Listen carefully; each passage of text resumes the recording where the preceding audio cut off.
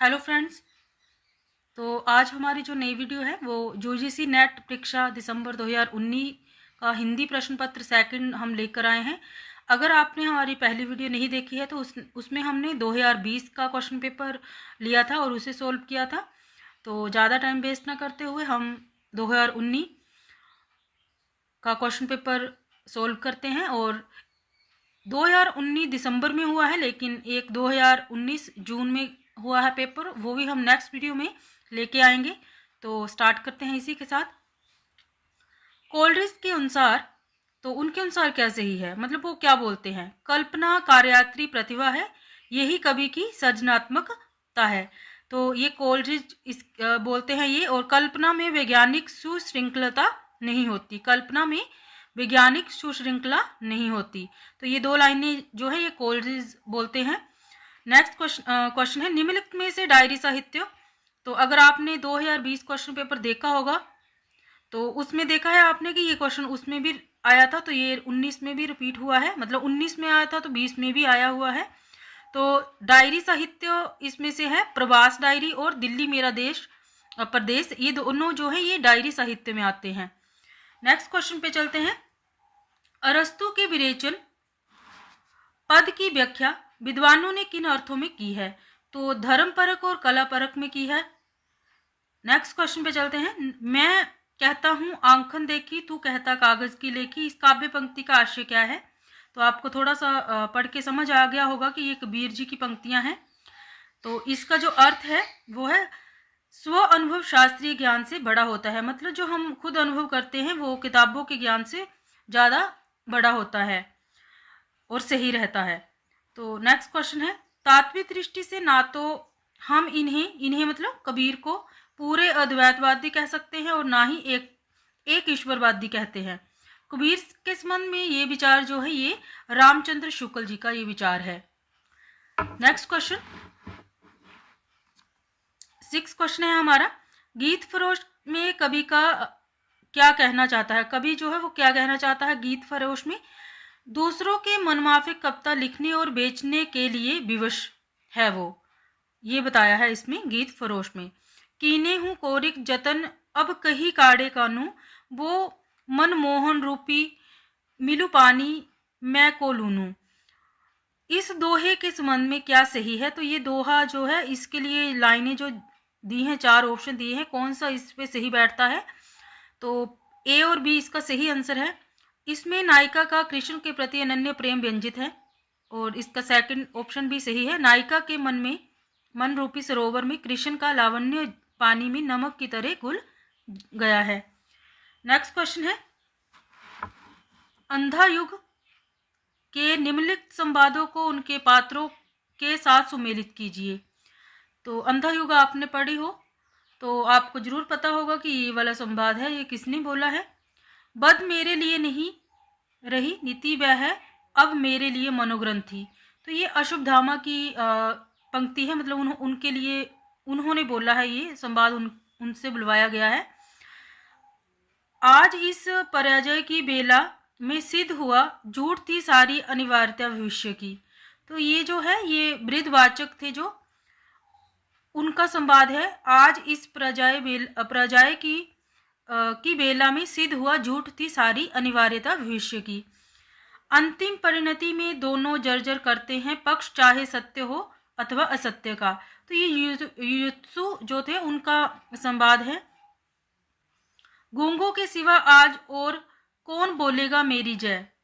तो ये धृतराष्ट्र जी का ही संवाद है ये। तो आप इन संवाद को देखिए, ये कई बार पूछे जाते हैं। चलते हैं नेक्स्ट क्वेश्चन पर। तो नेक्स्ट क्वेश्चन है हमारा,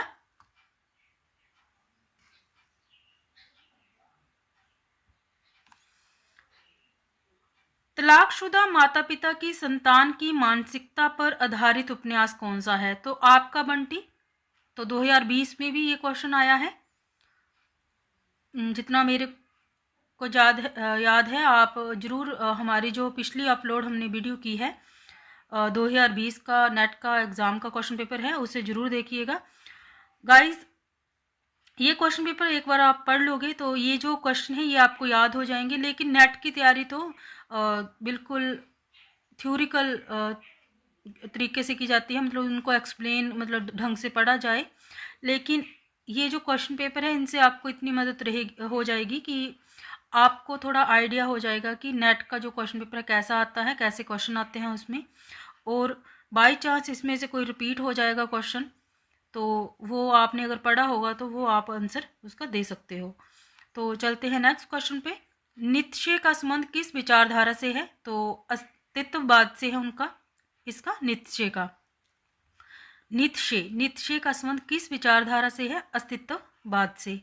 प्रकाशन काल के अनुसार निम्नलिखित निबंध संग्रहों का सही अनुक्रम क्या है? तो श्रृंखला की कड़ियां, अशोक के फूल, अर्धनारीश्वर, श्रीश की याद आई। तो ये जो है प्रकाशन के अनुसार है सही अनुक्रम कि सबसे पहले श्रृंखला की कड़ियां प्रकाशित हुई होंगी, फिर अशोक के फूल, फिर अर्धनारीश्वर, फिर श्रीश की याद आई। नेक्स्ट क्वेश्चन है, बिंब के अनिवार्य तत्व है? तो इसका जो सही आंसर रहेगा वो ए है। तो ए में जो आंसर है ये सही नहीं है, ए मतलब ये ए। तो ए में दो ऑप्शन है, बी और डी, मतलब कल्पना और इंद्रियता। कल्पना और इंद्रियता ये बिंब के अनिवार्य तत्व है, कल्पना और इंद्रियता। काल, प्रकाशन काल के अनुसार निम्नलिखित उपन्यासों का सही अनुक्रम क्या रहेगा? परीक्षा गुरु सबसे पहले प्रकाशित हुई, फिर गोदान, फिर शेखर, एक जीवनी, फिर तमस। गाइस मैं यहाँ पे आपको जरूर एक्सप्लेन करती कि परीक्षा गुरु किसकी है, गोदान किसकी है, लेकिन एक्सप्लेन करूंगी तो वीडियो बड़ी लंबी हो जाएगी। तो आपको ये थोड़ा सा आइडिया हो जाता है कि जैसे परीक्षा गुरु पूछी है तो काफ़ी इंपॉर्टेंट रही होगी तभी इसके बारे में पूछा है। तो आप कोशिश करिए कि परीक्षा गुरु के बारे में पता करिए किसने लिखी है, कब लिखी गई है, कब इसका प्रकाशन हुआ है। गोदान होगी, शेखर, एक जीवनी और तमस। तो एक्सप्लेन ना करने की यही वजह है कि वीडियो बड़ी लंबी हो जाती है। एक क्वेश्चन पेपर करीबन 45 मिनट में कंप्लीट होता है। तो चलते हैं नेक्स्ट क्वेश्चन पर। तो इसमें बताना है कि जैसे यहाँ पे है स्थापना मतलब असरेशंस और रीजन, इन दोनों में कौन सा सही है और कौन सा गलत है। काव्य का सर्वस्व अलंकार है, और क्योंकि केवल अलंकारों से ही कविता कामिनी का आंतरिक और बाह्य सौंदर्यता निकलती है, तो ये दोनों ही गलत है। काव्य का सर्वस्व अलंकार है, मतलब बोला है कि अलंकार ही काव्य का सब कुछ है, तो ये गलत है, ये सही नहीं है। और क्योंकि केवल अलंकारों से ही कविता कामनी का आंतरिक और बाह्य सौंदर्य निखरता है, तो ये भी गलत है। तो चलते हैं नेक्स्ट क्वेश्चन पर। तो नेक्स्ट क्वेश्चन है हमारा 15, निम्नलिखित में से किस कहानी में नौकरी के सिलसिले में बाहर रहने के कारण गजाधर बाबू की लंबी अनुपस्थिति उन्हें परिवार के ढांचे से बाहर कर देती है? तो ये हमारा है वापसी। और अगर आप को पता हो तो ये वापसी उषा प्रेमदा की है ये रचना। तो चलते हैं नेक्स्ट पर। इस मेले का मुख्य उद्देश्य है कि व्यापार की वृद्धि हो। ये किस प्रकार का वाक्य है? तो ये मिश्र वाक्य है। ये लगा इसमें आपने पढ़े होंगे संयुक्त वाक्य, साधारण वाक्य, उद्देश्यवर्धक वाक्य। तो ये मिश्र वाक्य है, दो वाक्यों को जोड़ के और की लगा है बीच में, है ना। तो मिश्र वाक्य है ये। चलते हैं नेक्स्ट क्वेश्चन पे। असरेशंस और रीजन, फिर से आया है क्वेश्चन।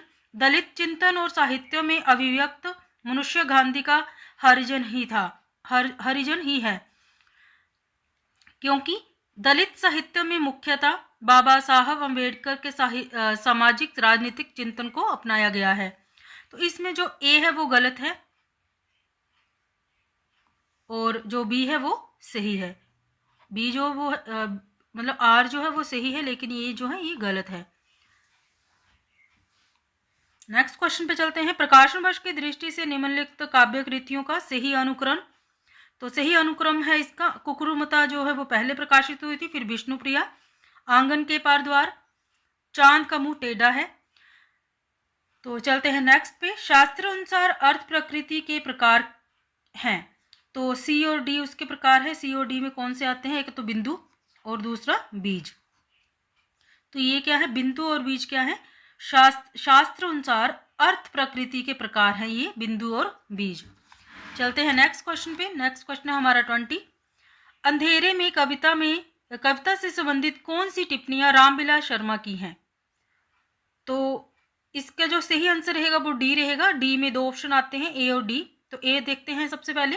अंधेरे में कविता की मूल समस्या यही है कि मध्य वर्ग का बुद्धिजीवी सर्वहारा वर्ग से तादात्म्य कैसे स्थापित करे।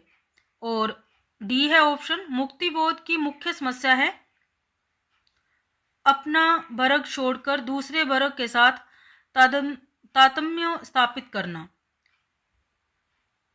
तो रामविलास की कौन सी टिप्पणियां रामविलास की? तो ये जो टिप्पणियां दो हैं ये रामविलास जी ने दी हैं। किसके लिए दी है?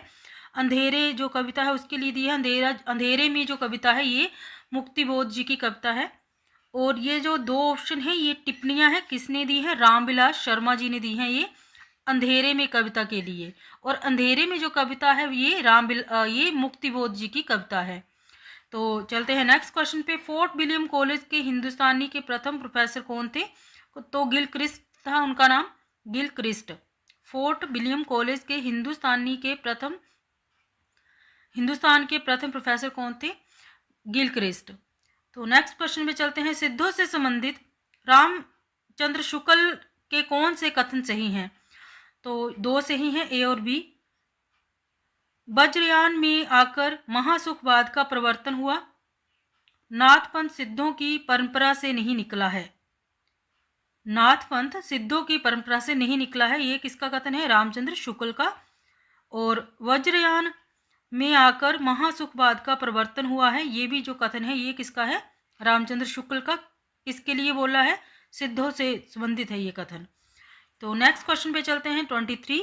कवि कर्म और काव्य भाषा किस आलोचक की समीक्षा कृति है? कवि कर्म और काव्य भाषा किस आलोचक की समीक्षा कृति है? तो ये परमानंद श्रीवास्तव जी की कृतियां हैं, कवि कर्म और काव्य भाषा।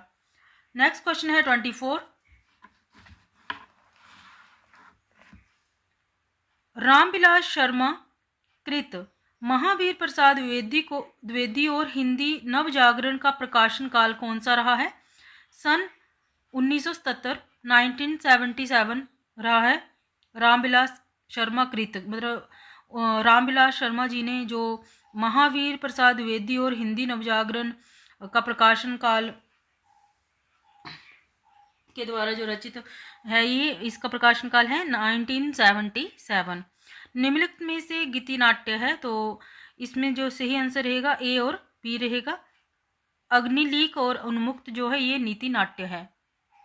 गीति नाट्य है ये, अग्निलीक और उन्मुक्त। चलते हैं नेक्स्ट क्वेश्चन पर 26।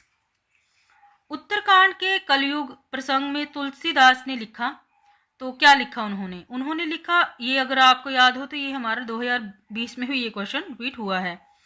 तो आचारहीन और वेद विरोधी लोग ज्ञानी और सन्यासी कहलाएंगे, ये इसका आंसर रहेगा।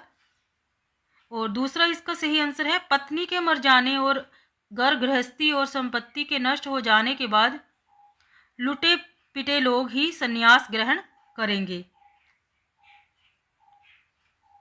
तो चलते हैं नेक्स्ट क्वेश्चन पे 27। किस विद्वान ने कहा था कि बुद्ध देव के बाद भारत में सबसे बड़े लोकनायक तुलसीदास थे? तो जॉर्ज ग्रेसन ने ये वाली पंक्तियां कही हैं कि बुद्ध देव के बाद भारत में सबसे बड़े लोकनायक तुलसीदास थे। जॉर्ज ग्रेसन का है ये कथन। नेक्स्ट क्वेश्चन पे चलते हैं।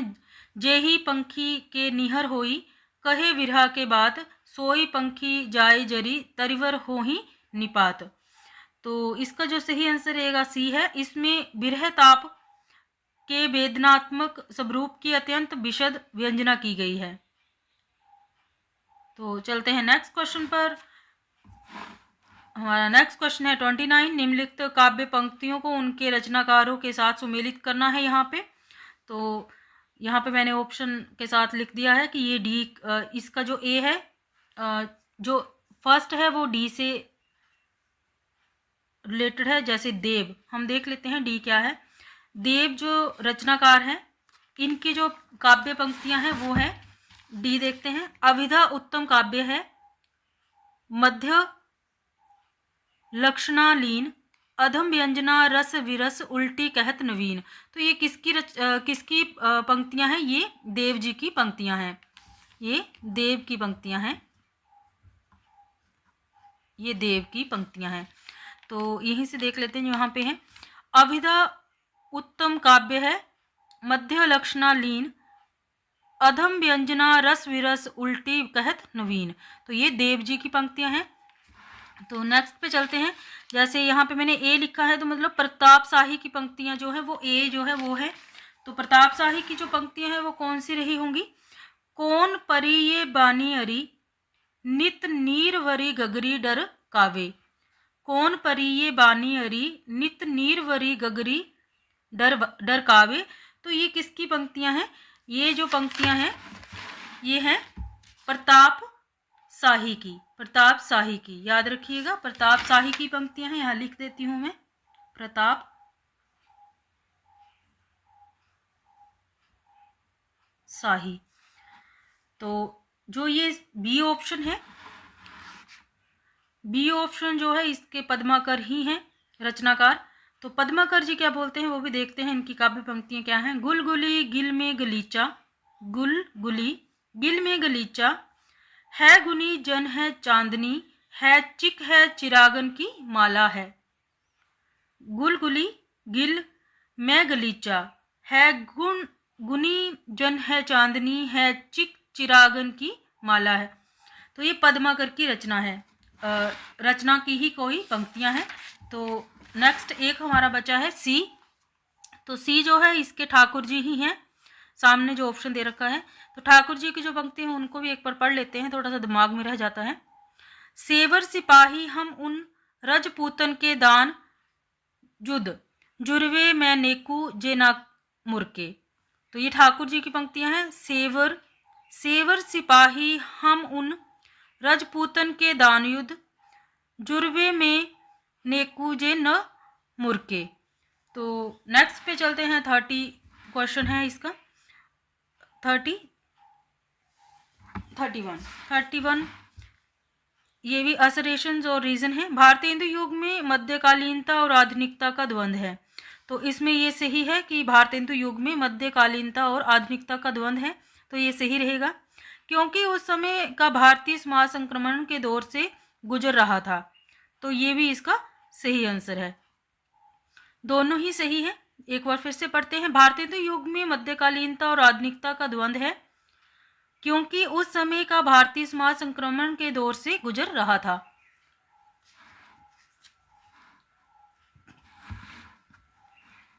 तो नेक्स्ट क्वेश्चन पे चलते हैं। क्वेश्चन नंबर 32 ये भी असरनेशन और रीजन है।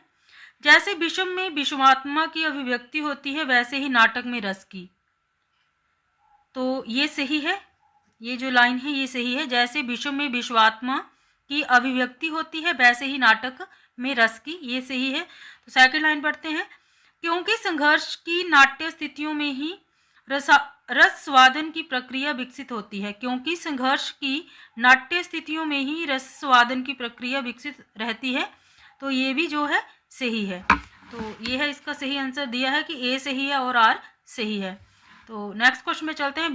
भीष्म साहनीकृत तमस।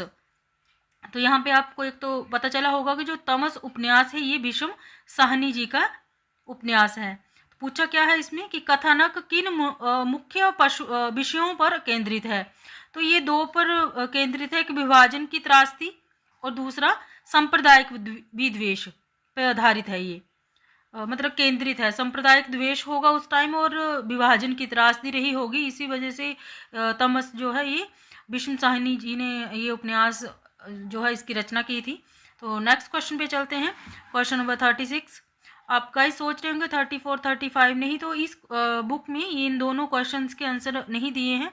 मैं कोशिश करूंगी कि इन दोनों क्वेश्चन के आंसर आपको देने की। तो चलते हैं नेक्स्ट पे। 36 क्वेश्चन है। रचना काल के अनुसार निम्नलिखित कवियों का सही अनुक्रम क्या है। तो सरहपा पहले थे, फिर लुयपा आए, फिर पुष्पदंत आए, फिर अधमान आए। तो नेक्स्ट क्वेश्चन 37। इनमें से कौन से अलंकार सादृश्य मूलक हैं। तो दो हैं, उत्प्रेक्षा और व्यतिरेक। ये दोनों ही अलंकार जो है ये सादृश्य मूलक है। नेक्स्ट क्वेश्चन है 38। भाषा ठीक करने से पहले मैं मनुष्य को ठीक करना चाहता हूँ, समझे। प्रस्तुत संवाद ये चंद्रगुप्त से लिया गया है। तो ये जो संवाद है ये किस पात्र ने बोला है, तो ये चाणक्य जी ने कहा है कि भाषा ठीक करने से पहले मैं मनुष्यों को ठीक करना चाहता हूँ, समझे। तो चलते हैं नेक्स्ट क्वेश्चन पे 39 क्वेश्चन। हिंदी में प्रचलित सिफारिश किस भाषा का संबंध है। तो ये जो सिफारिश है, सिफारिश करना ऐसे बोलते हैं, हम मेरी सिफारिश कर दो उससे या कुछ है ना, वो वाला शब्द है ये। तो ये अरबी का शब्द है, ये अरबी का शब्द है सिफारिश। नेक्स्ट है प्रकाशन काल के अनुसार निम्नलिखित कहानियों का सही अनुक्रम। तो उसने कहा था पहले लिखी गई, फिर आकाशद्वीप, फिर ईदगाह, फिर परिंदे। तो चलते हैं नेक्स्ट क्वेश्चन पर। भारतीय संविधान के किस अनुच्छेद के अनुसार उच्चतम न्यायालय तथा उच्च न्यायालयों में सब कार्यवाहियां अंग्रेजी भाषा में होंगी।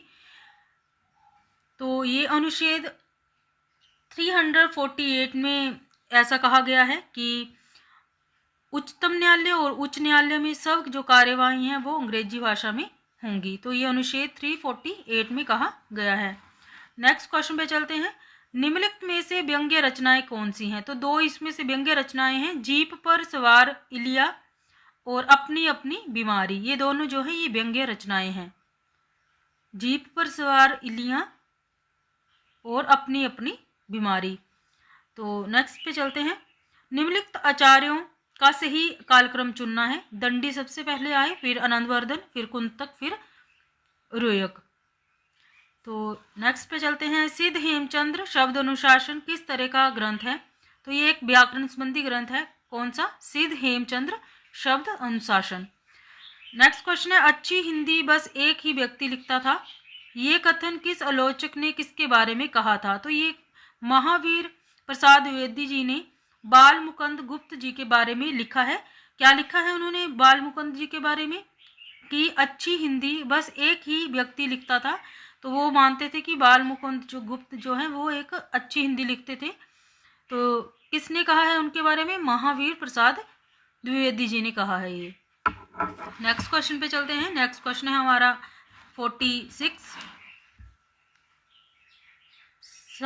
साधारणीकरण की निम्नलिखित स्थापनाओं को उसके प्रतिपादकों में सम्मिलित करना है। तो स्टार्ट करते हैं। जो पहला है, रसवाद और वासनात्मकता तथा स्थिर मनोवृत्तियां जिनके द्वारा चरित्र की सृष्टि होती है साधारणीकरण के द्वारा आनंद में बना दी जाती है। इसीलिए ये वासना का संशोधन करके उनका साधारणीकरण करता है। तो ये जो पंक्ति है ये जयशंकर प्रसाद जी की पंक्ति है। दोबारा से पढ़ते हैं इसको।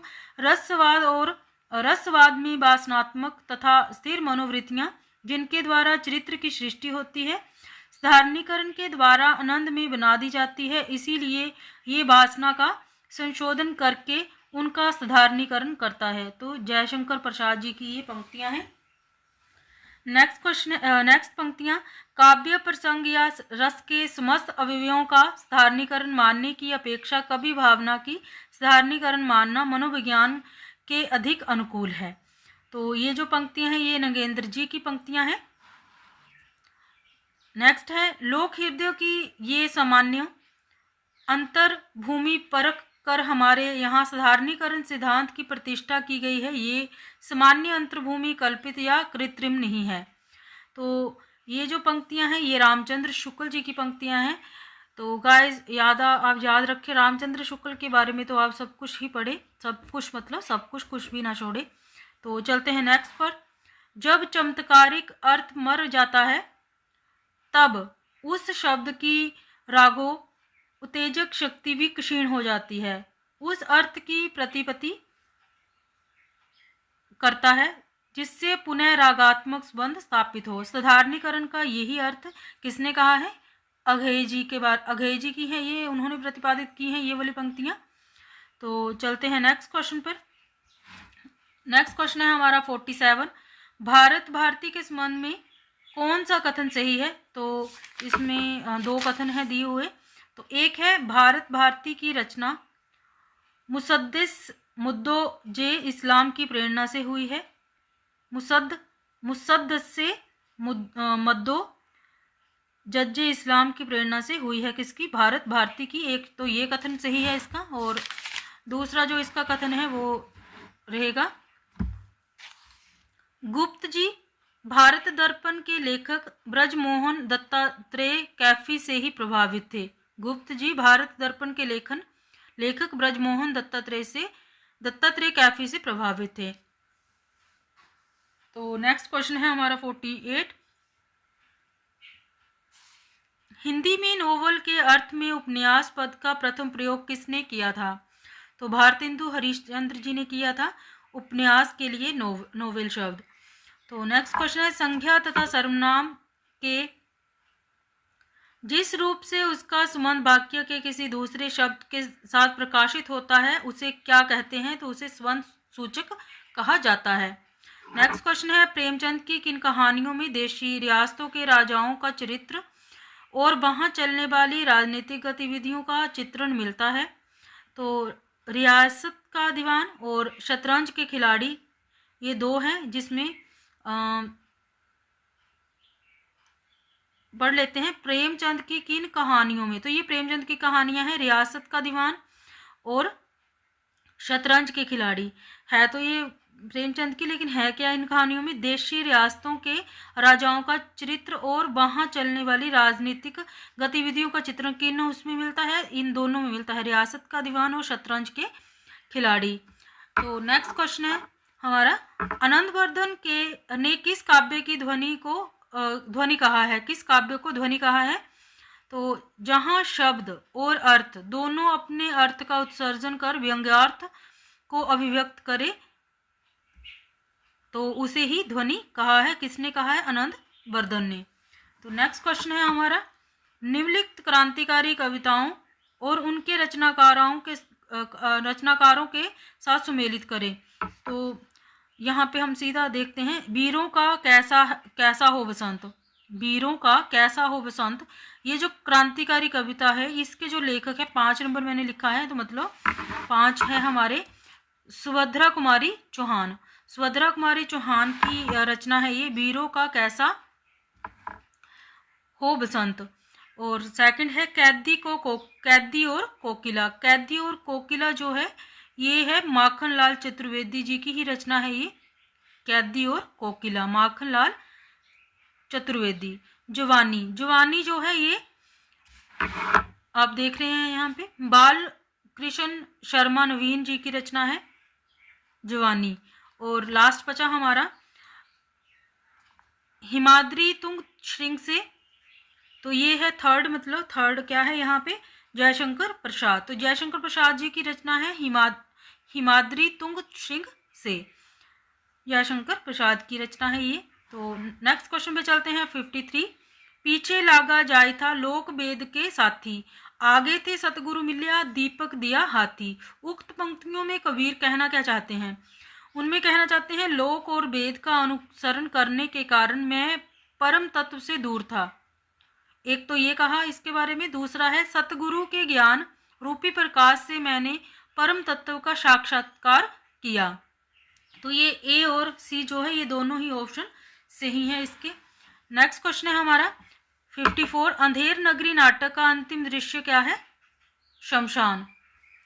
अंधेर नगरी नाटक का अंतिम दृश्य जो है वो क्या है? शमशान, अंतिम दृश्य। नेक्स्ट है निम्नलिखित में से कौन सा उपन्यास ऐतिहासिक सांस्कृतिक उपन्यास नहीं है?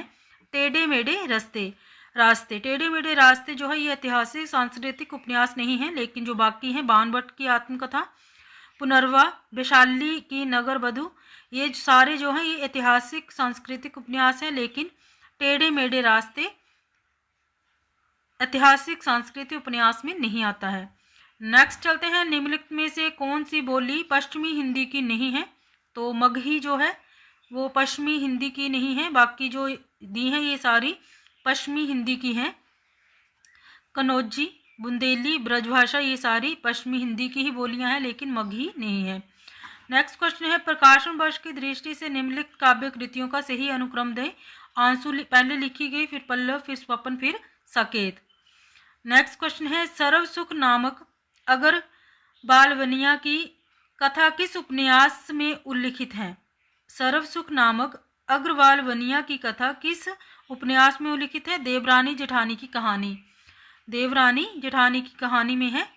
सर्वसुख नामक अग्रवाल बनिया जो है ये देवरानी जेठानी की कहानी जो उपन्यास है उसमें है इनके बारे में। तो नेक्स्ट पे चलते हैं 59। निम्नलिखित आत्मकथाओं को उनके लेखकों के साथ सम्मिलित करें। तो आत्मकथाएं हैं ये। तो हादसे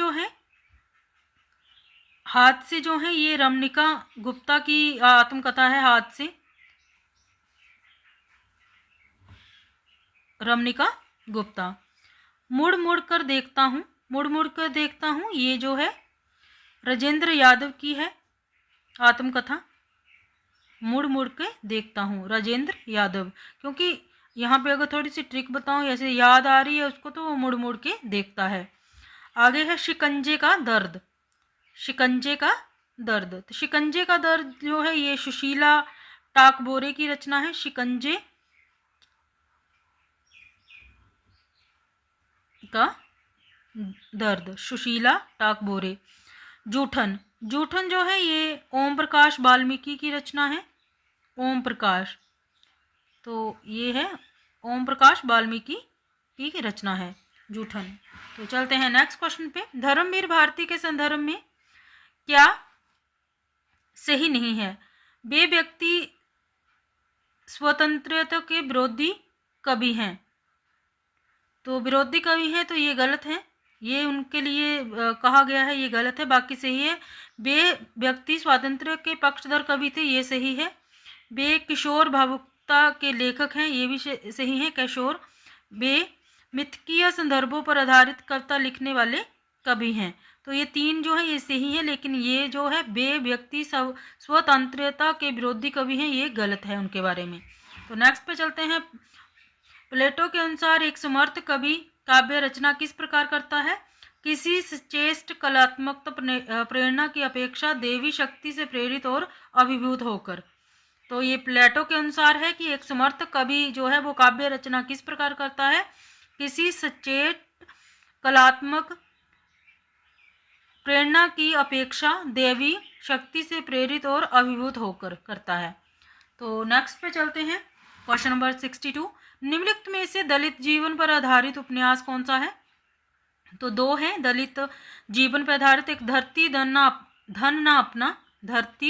अपना, और दूसरा जो है वो है यथा प्रस्तावित और धरती धन ना अपना, ये दोनों दलित जीवन पर आधारित उपन्यास हैं।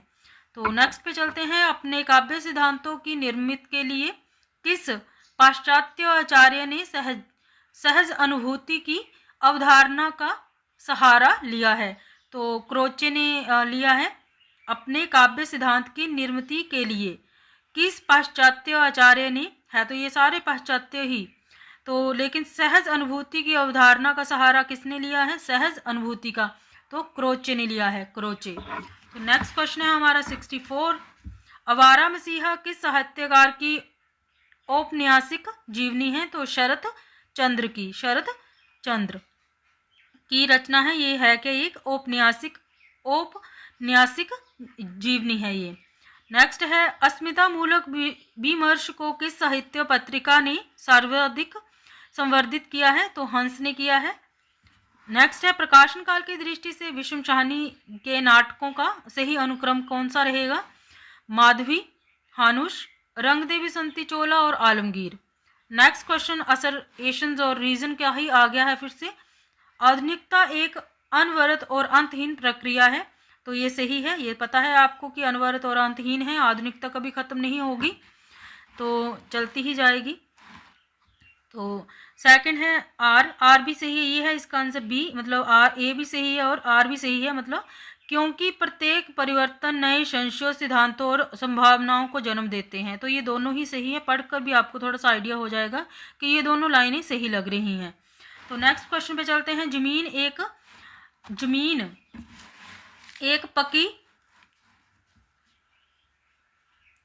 जमीन पक रही है किसकी कविता का संग्रह है? केदारनाथ सिंह जी की ये कविता है, जमीन पक रही है।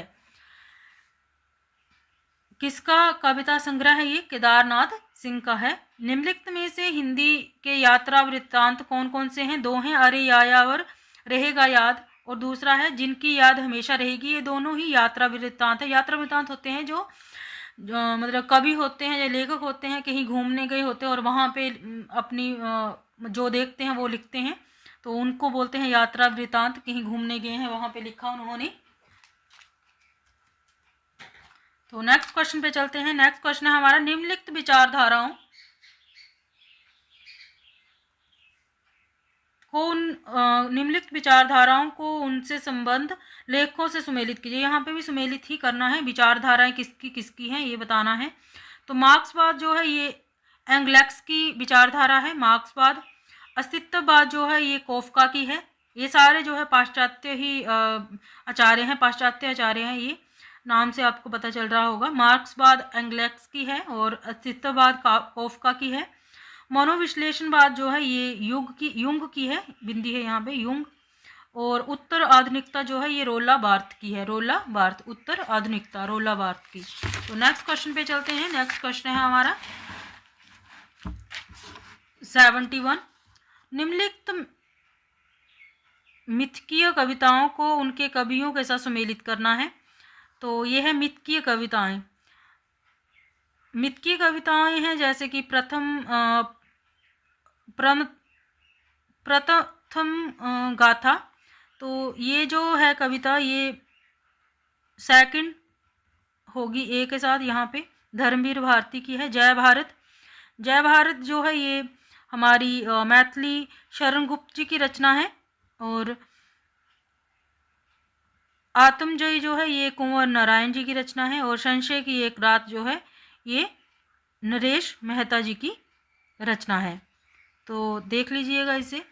तो चलते हैं नेक्स्ट क्वेश्चन पे 72। निम्नलिखित में से कौन से कथन रामविलास शर्मा जी के हैं? तो एक तो उनका ये कथन है कि साहित्य की प्रचारात्मकता का प्रश्न सामाजिक जीवन की यथार्थता की कसौटी पर हल किया जा सकता है। ये भी ये रामविलास शर्मा जी का है कथन। और एक कथन उनका ये है कि पिछली संस्कृति से नाता तोड़कर हवा में नई संस्कृति को जन्म नहीं दिया जा सकता। तो ये है उनका दूसरा कथन जो बिल्कुल सही है कि हम पिछली संस्कृति से नाता नहीं तोड़ सकते, लेकिन उसको साथ में लेके चल सकते हैं। तो ये और ये दोनों जो है उनके कथन हैं। तो चलते हैं नेक्स्ट क्वेश्चन पे। ये भी आपका मिलान का ही क्वेश्चन है। निम्नलिखित आलोचना ग्रंथों को उनके लेखकों ने के साथ सुमेलित करना है। लेखक बताने हैं और रचनाएं बतानी हैं उनकी, आलोचना ग्रंथ है जो। तो काम्यायनी, तो सबको पता है काम्यायनी जो है ये किसकी काम्यायनी एक पुनर्विचार। तो ये मुक्तिबोध जी का है, काम्यायनी एक पुनर्विचार।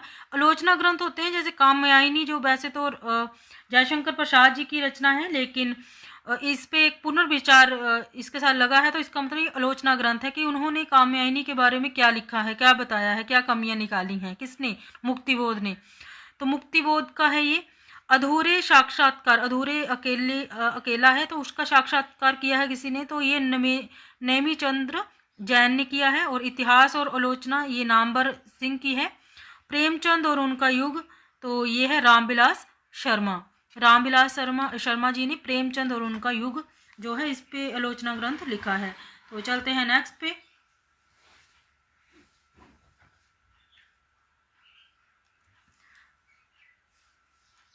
तो नेक्स्ट क्वेश्चन पे चलते हैं। नेक्स्ट क्वेश्चन है हमारा 74। इनके भी क्वेश्चन आंसर नहीं दिए हैं गाइस उसमें 74 का।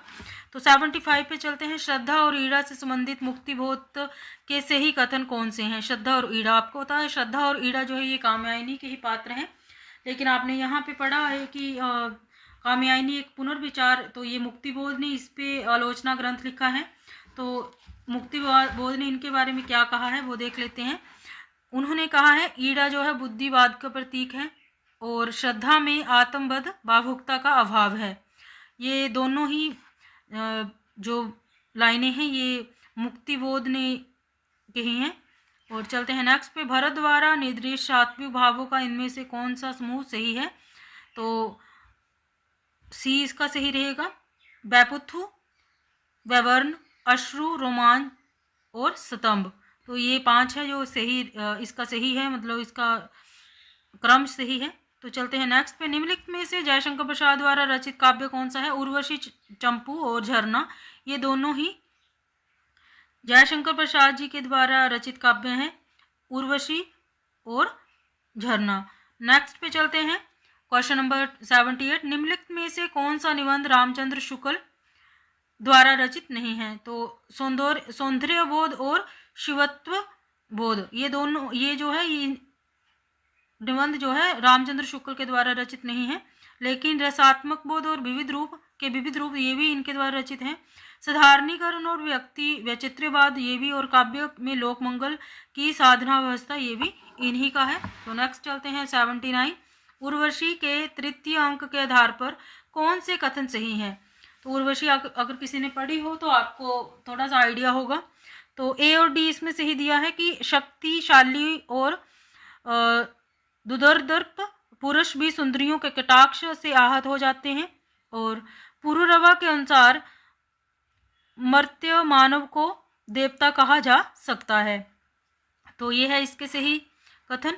तो चलते हैं नेक्स्ट पे। निम्नलिखित में से विदेशी परिवेश पर आधारित कौन से उपन्यास नहीं हैं? तो दो उपन्यास नहीं है विदेशी परिवेश पर आधारित, एक परिशिष्ट और दूसरा सफर के साथी।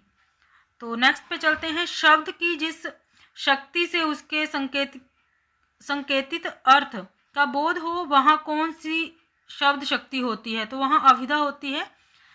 शब्द की जिस शक्ति से उसके संकेतित अर्थ का बोध हो वहाँ कौन सी शब्द शक्ति होती है? अभिधा होती है वहाँ पे।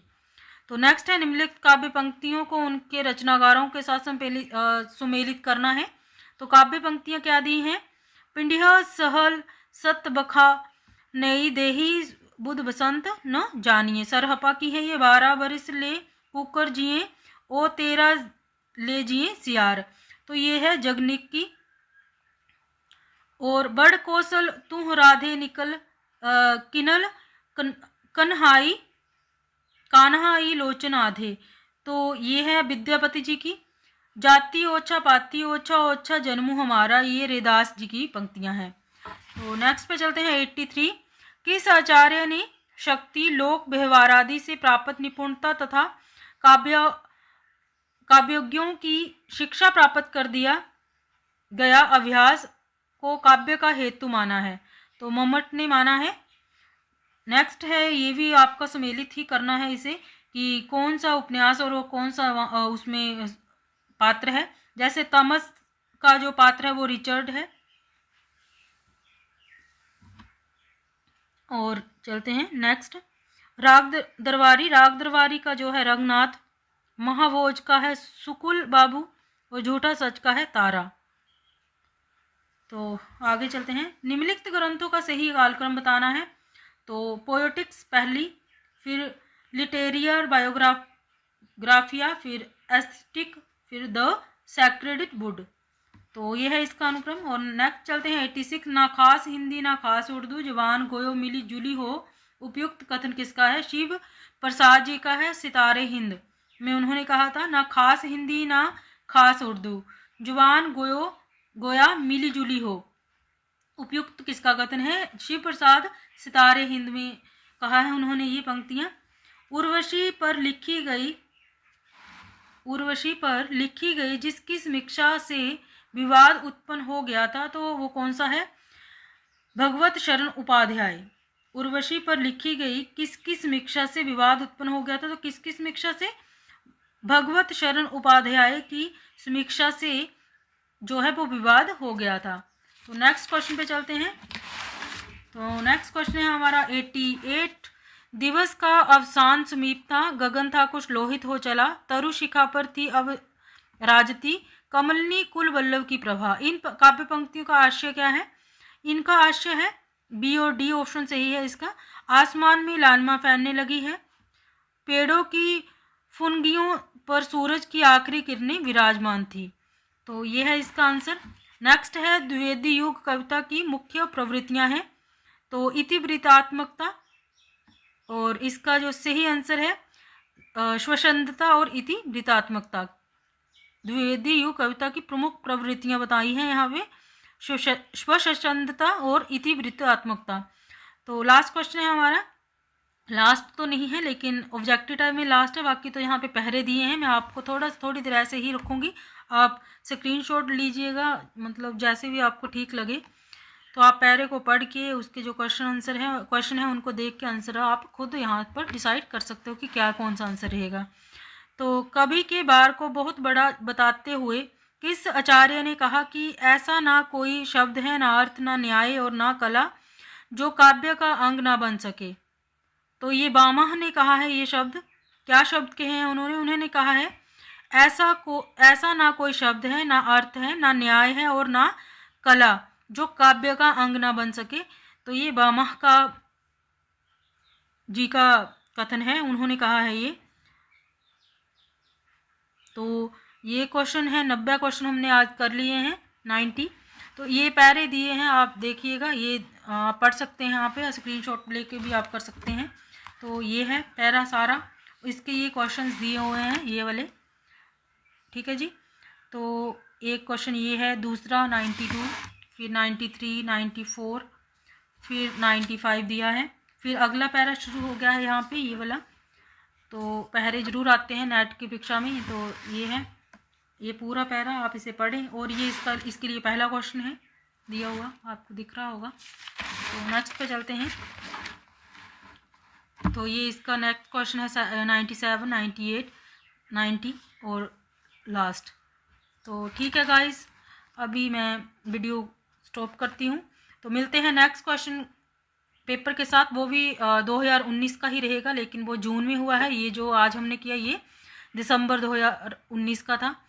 तो अगर आपने 2020 का नहीं देखा हो तो प्लीज़ हमारे यूट्यूब चैनल स्टडी माई वे में जाके उसे ज़रूर देखें। तो इसी के साथ हम वीडियो को स्टॉप करते हैं। हम नेक्स्ट ये वाला क्वेश्चन पेपर करेंगे जो जून में हुआ है। अगर आपको हमारी ये कोशिश अच्छी लग रही है तो हमारे चैनल को ज़रूर सब्सक्राइब करें, शेयर करें, लाइक करें। तो बाय बाय फ्रेंड्स।